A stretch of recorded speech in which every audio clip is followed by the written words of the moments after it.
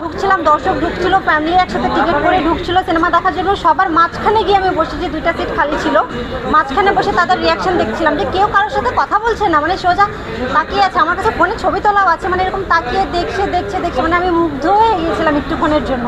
তবে আমি বেশিক্ষণ দেখতে পারিনি, 20 মিনিট দেখে চলে এসেছি, যেটা আমাকে এখানে আসতে হবে, আপনাদের সাথে দেখতে হবে। বলতে পারেন যে আমার উঠে আসতে ইচ্ছা করেনি, যে মানে ফার্স্ট শো আমি হলে দাঁড়িয়ে আমার পোস্টারের সাথে ছবি তুলছিলাম এবং সবাই, আমি নিজের টিকিট কেটেছি নিজে টাকা দিয়ে।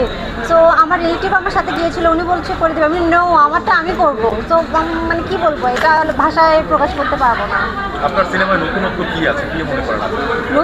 নতুন গল্প আছে এবং তারেক আনাম স্যারের সাথে একটা নতুন মেয়ের কেমিস্ট্রি, বা উনি হিরো হিসাবে এই জেনারেশনের মেয়েদের সাথে, মানে মেয়ের সাথে বা আর্টিস্টের সাথে কীরকম, বা যেহেতু নিষিদ্ধ ছিল এই গল্পটা, নিষিদ্ধ গল্পটা কি আছে সেটার জন্য এটা দেখবে। এবং আমি বলবো যে চলেন এখন দেখি। নিষিদ্ধ বলার কারণ কি আসলে? আপনি আপনার নিজের সিনেমাকে বলছেন নিষিদ্ধ গল্প, কারণ কি আসলে? নিষিদ্ধ, প্রদর্শনীর অযোগ্য বলা মানে হচ্ছে যেটা আমাদের কালচারের সাথে যায় না, এরকম কিছু। তো আমি যতটুকু জানি এরকম কোনো কিছু ছিল না যেটা আমাদের কালচারের সাথে যায় না। যদি এরকম কিছু হতো তাহলে তো আর সিনেমা হলে আসতো না। কিছু ডায়লগ নিয়ে আপত্তি ছিল, সেটা সেন্সার হয়েছে, ওনাদের কাছে ভালো মনে করেছিলেন। সো ফাইনালি এসেছে, আমি হ্যাপি। আমি পিছনের ওটা ভুলে গিয়েছি।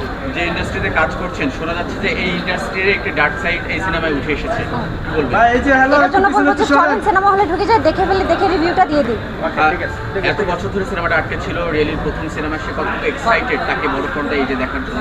আমি তো সকালবেলা একবার দেখে এসেছি, কিন্তু মানুষের রিয়াকশনটা বেশিক্ষণ পাইনি। এখন আপনাদের সাথে দেখবো, যারা আমাকে এত হেল্প করেছেন, নিউজ করেছেন, আমার পাশে ছিলেন, সবাইকে বলবো থ্যাংক ইউ।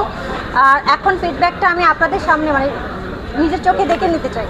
আচ্ছা, রিয়েলি এতদিন তুমি অন্য আরেকজনের সিনেমা দেখতে সিনেমা হলে এসেছো, এবং এই প্রথমবার হয়তো বা তুমি নিজের সিনেমা দেখতে অডিয়েন্সের সাথে সিনেমা হলে অনুভূতিটা আসলে কতটুকু ভিন্ন, নিজের কাছে এটা কেমন লাগে? আমি যখন মানে আর্টিস্টদের মাঝখানে দেখছিলাম, তো ওখানে কেউ বুঝতে পারেনি যে আমি হিরোইন। তো আমি দাঁড়িয়ে থেকে মানে আমি বসে দেখছিলাম, পাশে থেকে মানুষ মানে ফিল করেনি, ওরা আমাকে দেখছে পর্দায়, বাট আমার দিকে তাকাচ্ছে না। তো ওই ব্যাপারটা আমি মানে খুব, মানে কি বলবো, আমি ভাষায় বলতে পারবো না। ঠিক আছে।